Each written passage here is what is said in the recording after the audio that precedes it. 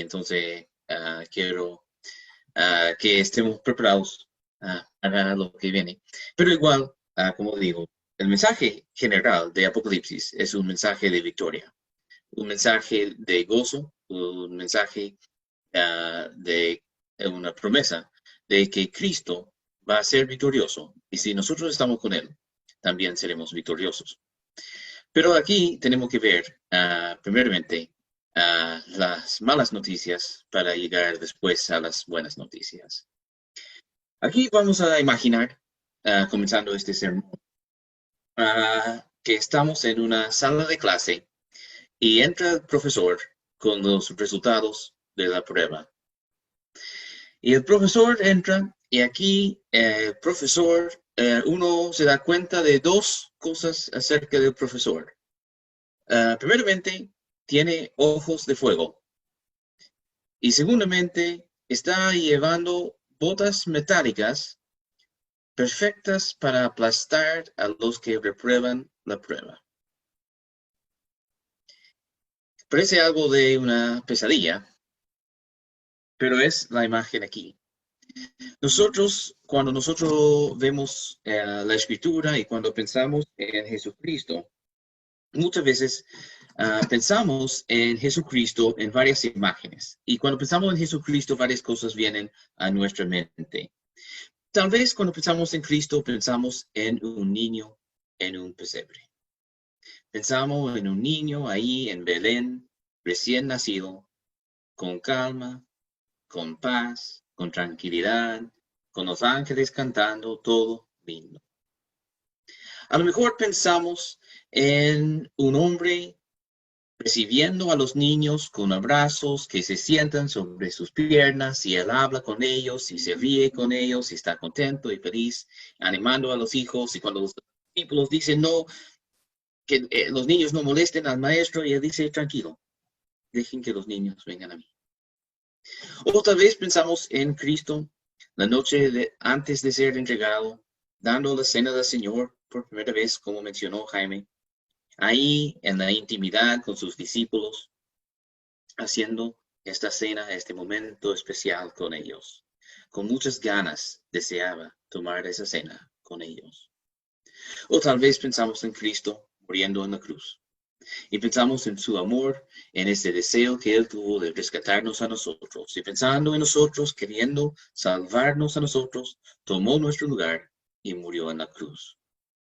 O tal vez pensamos en el futuro y pensamos en Cristo en el cielo, esperándonos ahí para recibirnos con un abrazo, decir bien hecho a mi siervo fiel, secando nuestras lágrimas con su mano. Y todas esas cosas son bíblicas. Y todas estas cosas debemos pensar cuando pensamos en Jesús. Sin embargo, no es la única cosa que la Biblia dice acerca de Jesús. Y aquí tenemos esta imagen. Y hoy estamos en Apocalipsis 2, 18. Y en Apocalipsis 2, versículo 18, dice Jesús, escribe al ángel de la iglesia de Tiatira, el Hijo de Dios, que tiene ojos como llama de fuego, y sus pies son semejantes al bronce bruñido, dice esto. Aquí vemos Jesús con una imagen bastante distinta a lo que pensamos generalmente cuando pensamos en Jesús. Pero es una imagen bíblica de Jesús también. Jesús con llamas de fuego en sus ojos y con sus pies como bronce, como botas metálicas pesadas, y no solamente pesadas, sino calientes. Calientes como recién salidos del horno. Eso sale en capítulo 1 de Apocalipsis. Y ahí entonces Jesús está ahí. Cuando vemos fuego y cuando vemos botas metálicas en la Biblia, hay dos opciones. Una opción es que están ahí para refinar. El fuego tiene el fin de refinar cosas, de quitar impureza y dejarlo puro. Y a veces tiene la imagen de juicio, un juicio contra la maldad. ¿Cuál es el enfoque aquí? Lo vamos a ver más adelante. Pero primeramente estamos viendo este profesor, este rey que viene con los resultados de la prueba de la iglesia de Tiatira. Si se acuerdan de la iglesia de Éfeso, también hicieron la misma prueba. Y cuando Jesús entregó los resultados de su prueba, dice, mira, la prueba doctrinal aprobaron. Y la prueba de una vida santa también aprobaron. Pero la prueba del amor fraternal, el primer amor, ese amor que ellos tenían en el principio, un servicio, eso habían perdido, reprobaron esa parte y tenían que rehacer la prueba. Tenían que reavivar lo que habían hecho en el inicio para aprobar la prueba completa. Porque la prueba tiene tres partes: la doctrina, la vida y el amor. Aquí Cristo viene a la iglesia de Tiatira con los resultados de su prueba. Y él dice, yo conozco tus obras y tu amor, tu servicio y tu perseverancia. Entonces él dice de estas tres pruebas, él dice, mira, la prueba de amor, bien hecho, un 7 para ustedes. Ustedes tienen un amor expresado en servicio, aprobados. Y dice de la segunda prueba, de la vida santa, él dice, yo conozco tus obras, yo conozco tu fe, yo conozco tu perseverancia. Ustedes tienen una vida santa y no lo dejan para nada. Un 7. Aprobados. Perfecto. Bien hecho. La tercera parte. La sana doctrina. Jesús dice un problema. Aquí tenemos un problema en la doctrina. Si se acuerdan de la iglesia de Éfeso, cuando habla de la doctrina, dice que la iglesia había hecho bien porque cuando venían enseñanza falsa, falsos apóstoles en este caso, la iglesia los sometió a prueba, se dieron cuenta que estaban falsos y rechazaban a los falsos. Pero ¿qué pasó en Tiatira? En Tiatira, en lugar de rechazar a los falsos, toleraban a los falsos. Ahí, sobre todo, tenían una persona bien problemática. Y aquí dice esa mujer, Jezabel. Cuando habla de Jezabel, está hablando de una mujer en el Antiguo Testamento que había vivido cientos de años antes de Cristo. Jezabel no estaba ahí. Pero lo que está diciendo es que la mujer que ellos tenían en su congregación es semejante en alguna forma a Jezabel. ¿Qué hacía Jezabel?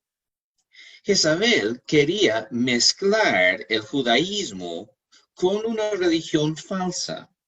Entonces lo que ella hacía es que promovía lo falso y bajaba lo verdadero. De hecho, perseguía a los fieles. Cuando alguien decía, no, hay un solo Dios en Israel, Jezabel quería matar a esa persona y mató a varios profetas. Sabemos que un profeta sobrevivió, que es Elías. Pero Elías estaba tan desesperado en estos tiempos que pensó que era el único fiel en la tierra. Pensó, no queda nadie más, estoy solo. Y Dios tuvo que recordar que, de hecho, él tenía más fieles. Pero estaban escondidos. Los fieles tenían que vivir una vida clandestina porque la fuerza del país iba con Jezabel en el pecado, en la mezcla con el paganismo. Y entonces dice que en alguna forma, la mujer en esa iglesia fue así.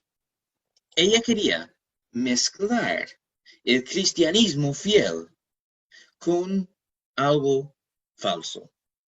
Y para hacer eso, ella bajaba el perfil de los fieles y elevaba a los que hacían lo malo. Y los fieles probablemente vivían una vida más clandestina. No querían admitir que no participaban en las cosas de esa mujer. Esta mujer era una mujer bien espiritual, entre comillas. Parecía ser una buena persona. Se llamaba profetisa. Pero su enseñanza era contraria al Evangelio. Su enseñanza era otra enseñanza, otra doctrina. Y por eso esa iglesia estaba reprobando la prueba doctrinal. Aunque ellos tenían cierta fidelidad, tenían el amor fraternal, pero estaban haciendo algo gravemente equivocado al aceptar a una doctrina falsa en su iglesia. Y una doctrina falsa que estaba engañando a los fieles. Y eso quiere decir, cuando en el pasaje dice que ella enseña y seduce a mis siervos a que cometan actos inmorales y coman cosas sacrificadas a ídolos. Entonces ellos estaban aceptando a una mujer que tenía la capacidad de engañar a los fieles. Ella estaba engañando a los fieles, prometiendo algo, obviamente, para seducir, para engañar, para tentar a los fieles. Y los fieles estaban siendo engañados, seducidos y llegando al pecado que ella estaba promoviendo. Y la iglesia estaba ahí tranquilo. La iglesia decía, mira, lo vamos a dejar, lo vamos a tolerar. Vamos a permitir más tiempo. Vamos a dejarla tranquilo, que ella haga su cosa. Y eso fue su pecado. Su pecado no fue que ellos enseñaban lo mismo, sino que permitían la maldad en su iglesia. Y eso es lo que ellos tenían que dejar de hacer. Tenían que dejar la maldad y tenían que hacer solamente lo bueno y renunciar a esa maldad, rechazar la influencia de esa mujer en su iglesia. Pero no lo hacían, lo permitían. Y producto de eso, sus fieles estaban siendo engañados. Los fieles de Cristo estaban siendo engañados y seducidos y estaban abandonando el camino de Dios para seguir la enseñanza de esa mujer. Y entonces ella estaba desviando a mucha gente. Y Cristo estaba bien molesto con eso. Y sabemos que estaba bien molesto con eso, por lo que viene después. Pero aquí dice que ella estaba seduciendo a los fieles a que cometan actos inmorales y también comían comida sacrificada a ídolos. Con esa frase de actos inmorales, literalmente dice que es inmoralidad sexual. Pero en el Antiguo Testamento, la inmoralidad sexual, el adulterio, también es un símbolo de infidelidad a Dios en general. No se sabe en este contexto de Apocalipsis si ellos realmente estaban haciendo actos sexuales como parte de un culto religioso o si ellos estaban simplemente mezclando elementos del cristianismo con elementos del paganismo. Me parece más probable este último, aunque habían religiones en ese tiempo que tenían actos sexuales como parte de su culto. Entonces es posible que los dos son parte de. Pero aquí tenemos el enfoque, me parece, en la cosa de mezclar. Mezclando el cristianismo fiel con algo malo. Y al mezclar estos elementos se producía una religión falsa que engañaba a los fieles. Y entonces ella estaba mezclando las cosas. Y eso vemos hasta hoy en día. Vemos iglesias que quieren mezclar elementos de distintas religiones para hacer una sola iglesia y parece estar bien, pero engaña a los fieles. Eso se llama sincretismo, cuando hay una mezcla de religiones. Cuando tomo elementos del cristianismo y elementos de otra religión y los mezclo. Nuestras religiones falsas de hoy en día no son las mismas de su época. Ellos tenían la tentación de hacer culto al emperador de Roma, el César. También tenían la tentación de hacer culto a los dioses griegos, los dioses romanos y muchas cosas más. Nosotros tenemos otras tentaciones, probablemente. Nuestra tentación no es de mezclar el cristianismo con culto al emperador romano, sino de mezclar el cristianismo con materialismo, con consumismo, con la política, con a lo mejor alguna filosofía de tolerancia, de justicia social. Y mezclamos elementos filosóficos, elementos mundanos con el cristianismo y hacemos una mezcla.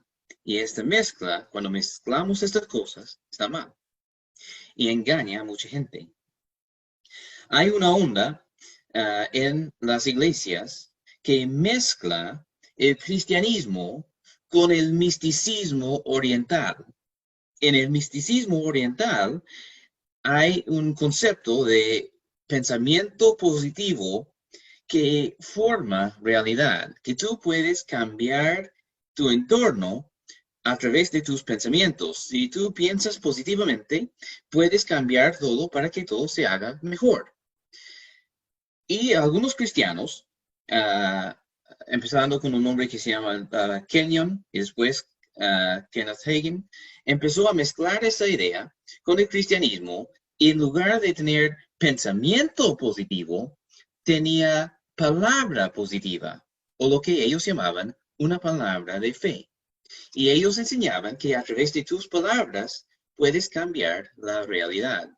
Y para hacer eso, tú tenías que declarar con fe una idea y ahí se hacía realidad. Mientras que la Biblia enseña que nosotros podemos pedir al Dios omnipotente cambiar las cosas y Él puede, pero nosotros no. Nosotros solamente podemos pedirle a Él hacer los cambios.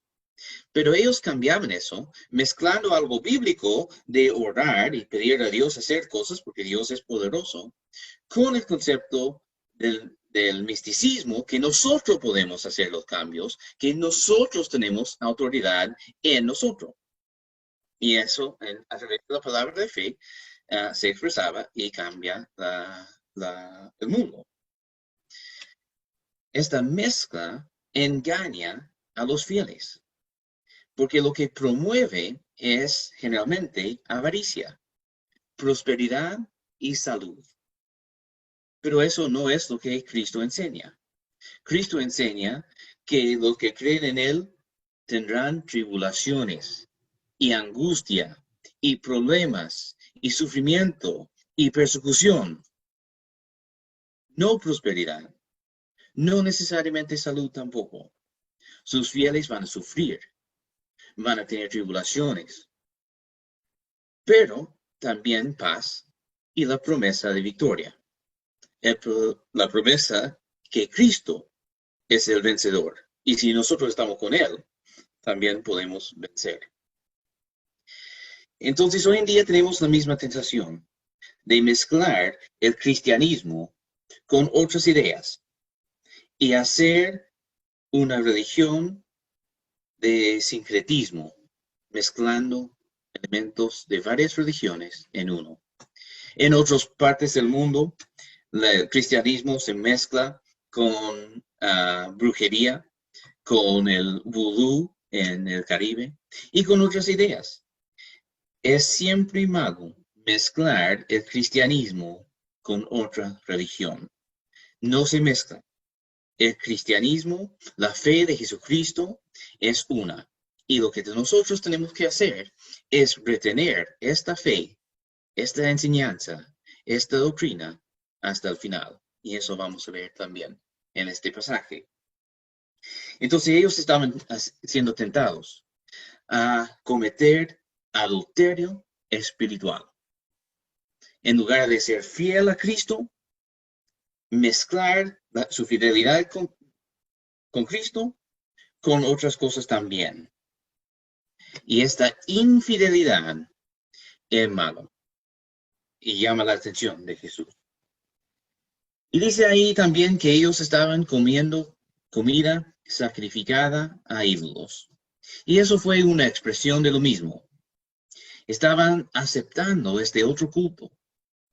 Y ellos comían eso, no, porque en otro contexto Pablo dice, mira, sabemos que comer comida sacrificada a ídolos no es nada, porque un ídolo no es nada. Pero aquí es otra cosa. Aquí el emperador decía, si tú realmente crees en mí, tienes que comer esta comida sacrificada. Y ellos, al comer eso, no estaban comiendo cualquier comida. Estaban reconociendo la religión falsa. Y entonces esa mujer, de alguna forma, estaba promoviendo esa mezcla de cristianismo con otra religión. Y entonces inmoralidad, idolatría, esta mezcla de cosas, es algo que estaba viendo en esa iglesia. En 2 de Pedro 2, 13 a 14 dice, hablando de los malos, dice que ellos están sufriendo el mal como pago de su iniquidad. Cuentan por deleite andar en placeres disolutos durante el día, son manchas e inmundicias, deleitándose en sus engaños mientras banquetean con ustedes. Están en la iglesia, están en la cena del Señor, comiendo con los fieles, pero ellos se deleitan en su inmoralidad. Y dice que ellos tienen sus ojos llenos de adulterio y nunca cesan de pecar. Seducen a las almas inestables y tienen un corazón ejercitado en la avaricia. Y por eso son hijos de maldición. Entonces hay personas que intentan infiltrar en las iglesias para mezclar el cristianismo con avaricia, con inmoralidad, con pecado, y decir que eso es aceptable, que tú puedes ser cristiano y también tener avaricia en tu corazón. Tú puedes ser cristiano y también ser un adúltero. Tú puedes ser cristiano y también ser infiel. Y Cristo dice que no. Tenemos que ser transformados por Él. No podemos quedarnos en la iniquidad. No podemos andar en el pecado. Cristo sabe que nunca vamos a ser perfectos. Luchamos contra el pecado.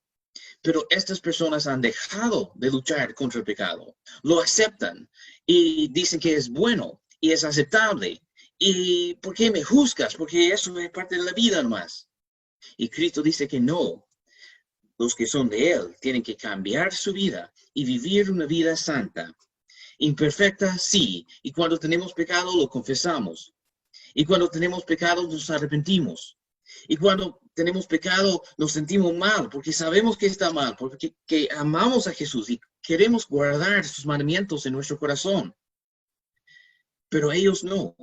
Hay personas que ya no tienen esa conciencia, que ya viven en el pecado y para ellos el pecado es normal y es aceptable y a lo mejor es bueno.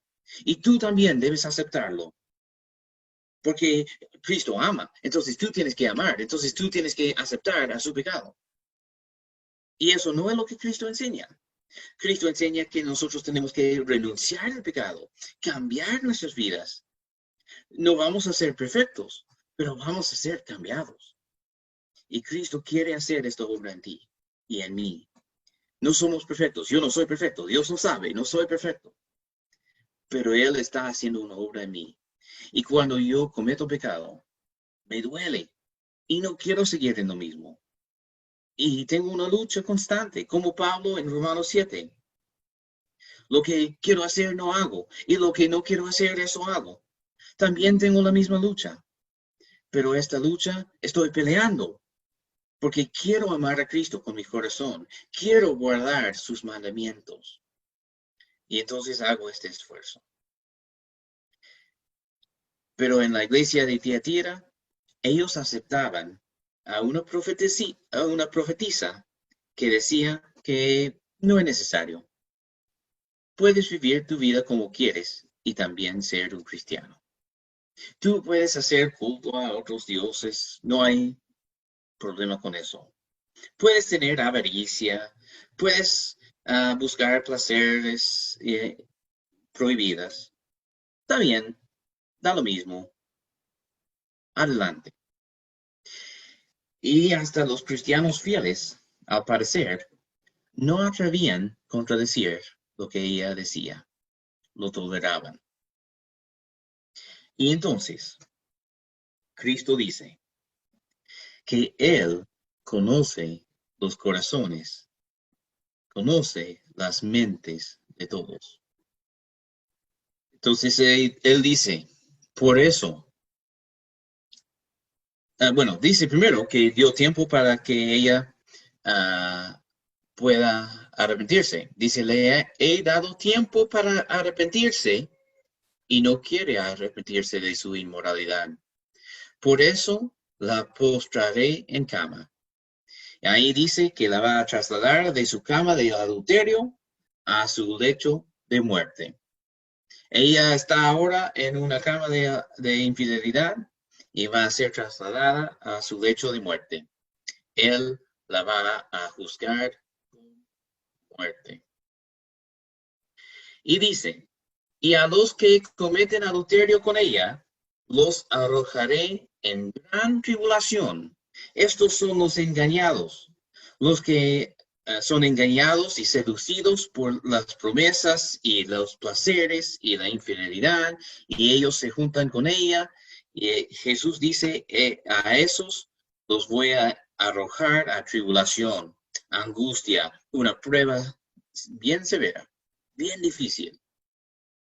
Y dice, y a sus hijos los mataré con pestilencia.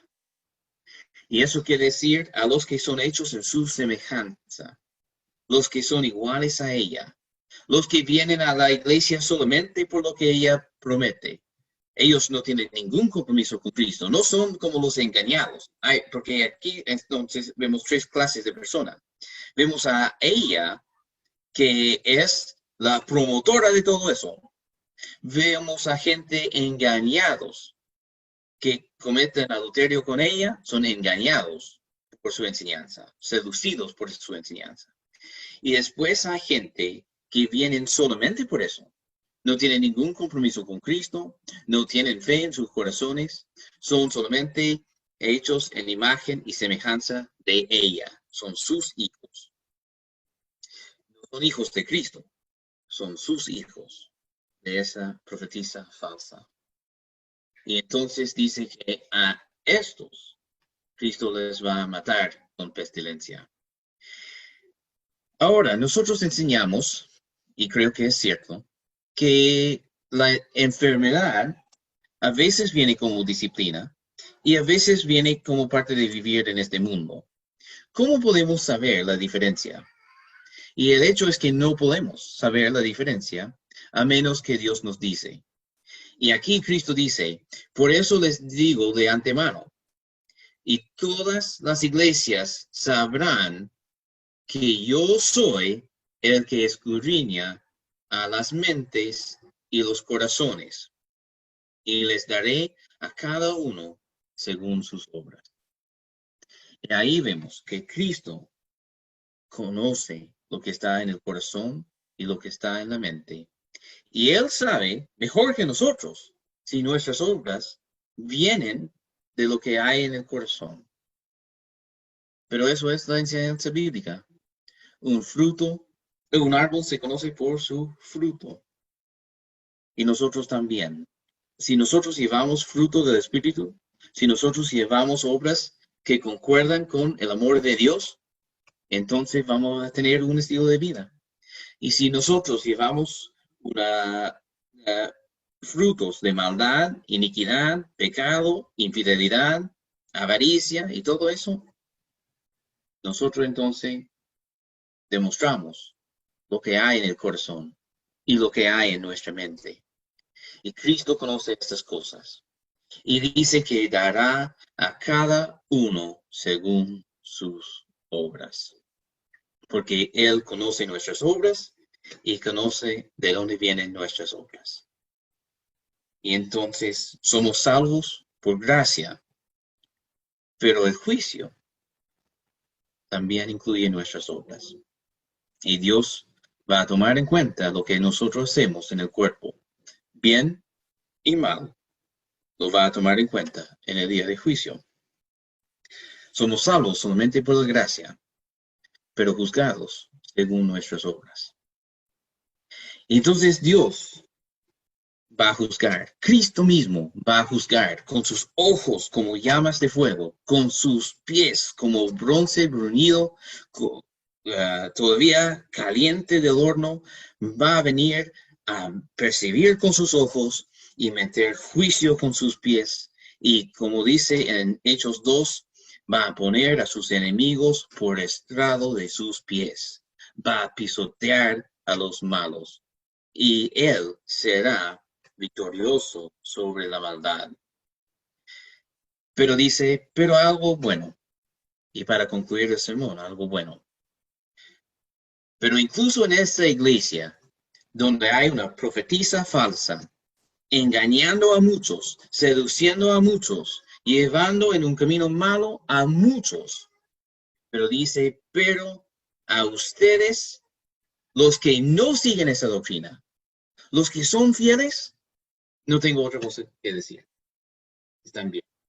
Ustedes que tienen el amor y la santidad y la sana doctrina, un 7. Ustedes aprueban. ¿Por qué? Porque Dios no nos juzga según la iglesia, nos juzga individualmente. Dios te conoce a ti y me conoce a mí. Y Él no me va a juzgar por lo que hacen ustedes y no va a juzgar a ustedes por lo que hago yo. Cada uno es responsable de su relación con Cristo. Y entonces dice que los que no tienen esa doctrina, los que no han caído en esa trampa de Satanás, a estos no, Jesús no impone otra carga. Ellos tienen su fe, ellos tienen su vida, ellos tienen el amor y ellos tienen la sana doctrina. Ellos están bien. Lo único que dice es que ellos tienen que retener eso hasta el final. Y si ellos pueden retener estos elementos hasta el final, serán vencedores. Y eso quiere decir que guardan mis obras hasta el final. Y hay una promesa para los vencedores.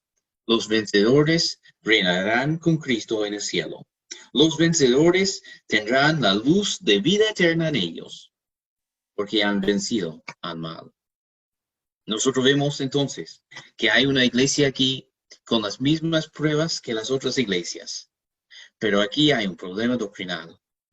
Hay fieles, pero los fieles están soportando, tolerando y aceptando a una influencia negativa, pecaminosa en su iglesia. Nosotros tenemos que ser fieles en nuestra vida personal, pero también tenemos que exaltar y elevar y promover la santidad, el amor y la sana doctrina. No podemos permitir una tolerancia de gente que no tienen arrepentimiento, que no están luchando contra su pecado, sino que están seduciendo a otros en el mismo pecado. La meta es purificarnos. La meta es santificarnos, tener sana doctrina, tener una vida pura y también tener el amor fraternal. Si nosotros podemos tener estos 3 elementos, sabemos que estamos aprobando la prueba. Y estos elementos entonces comprueban que realmente están en Cristo. Los que están en Cristo tienen su amor, tienen pureza y tienen sana doctrina. Y cuando nosotros permitimos influencias que ni buscan estos elementos, ellos van a engañar y seducir a muchos. Y por eso nosotros como iglesia, los pastores y ancianos, tienen que ser fieles en esta obra de señalar a lo bueno y también señalar a esa levadura que va fermentando y echando a perder a las cosas. Tenemos un deber como iglesia, un deber personal también. Como iglesia, preservar esas cosas en la iglesia. Y como personas, preservar estas cosas en nosotros, en nuestro corazón y en nuestra mente. Y sabemos con confianza que si nosotros hacemos eso, que Cristo, el vencedor, nos llevará con él. Amén.